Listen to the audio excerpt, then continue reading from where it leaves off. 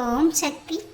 என் அன்பு குழந்தைகளை, அதிர்ஷ்டத்தை தேடி தேடி என் பிள்ளைகள் நீங்கள் ஓடிக்கொண்டிருக்கிறீர்கள்.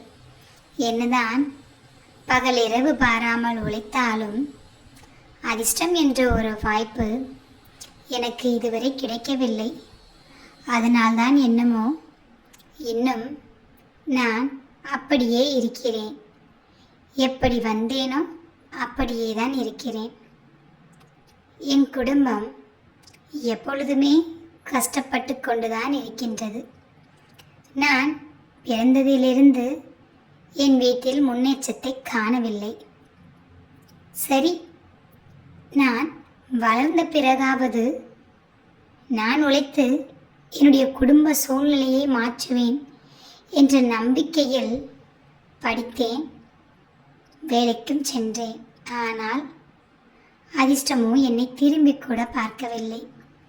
கை நிறைய சம்பளத்தில் வேலை பார்க்க வேண்டும் என்று நினைத்த எனக்கோ அன்றாடம் சாப்பாட்டிற்கே கஷ்டப்படும் அளவிற்குத்தான் ஒரு வேலை என்னிடம் இருக்கிறது.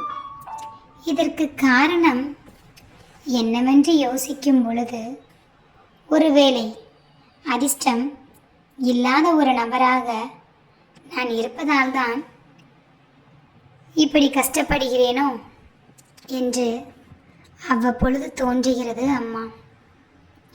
அதிர்ஷ்டம் இருந்தால்தான் ஒருவருடைய வாழ்க்கையில் முன்னேற முடியும் என்று அனைவரும் சொல்கிறார்கள்.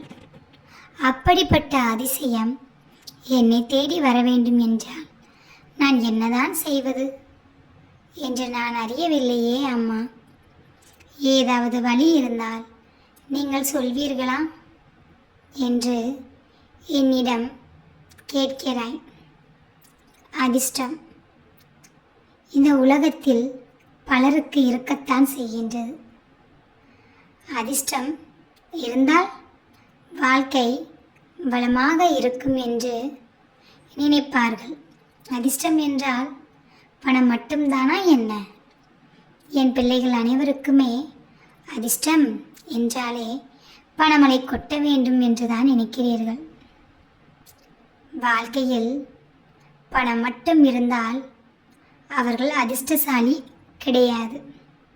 நல்ல உறவுகளும் நல்ல உடல் ஆரோக்கியமும் இருந்தாலும் அவர்கள் அதிர்ஷ்டசாலிதான்.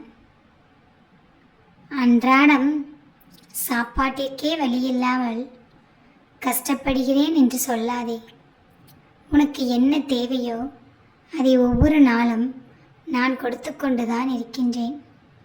என்னுடைய பக்தர்களை ஒரு நாளும் கைவிட மாட்டேன். சோதிப்பேன், சோதனையை கொடுப்பேனே தவிர ஒரு நாளும் அவர்களை முழுவதுமாக கைவிட மாட்டேன். அதிர்ஷ்டம் என்றால் என்னவென்று என் பிள்ளைகள் நினைத்து கொண்டிருக்கிறார்களோ அது நிச்சயமாக தவறு. அதிர்ஷ்டசாலி என்பவர் அவர்களின் குடும்பத்தில் அனைவரிடமிருந்து அன்பை பெற வேண்டும். அவர்களும் அவர்கள் குடும்பத்தில் உள்ள மற்றவர்களுக்கு அன்பை அள்ளித்தர வேண்டும். பின்பு அவர்கள் குடும்பத்தில் உள்ள அனைவரும் மகிழ்ச்சியாக ஒற்றுமையாக இருக்க வேண்டும். உடல் ஆரோக்கியத்தோடு இருக்க வேண்டும். நோய் நொடி இல்லாமல் வாழ வேண்டும். அவர்கள் வாழ்வதற்கான பணம் அவர்களுக்கு இருக்க வேண்டும்.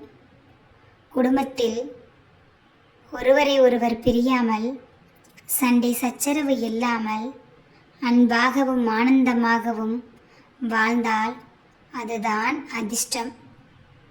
இங்கு எல்லாருமே வாழ்க்கையை வாழ்ந்து கொண்டிருப்பது அதிர்ஷ்டம் அல்ல.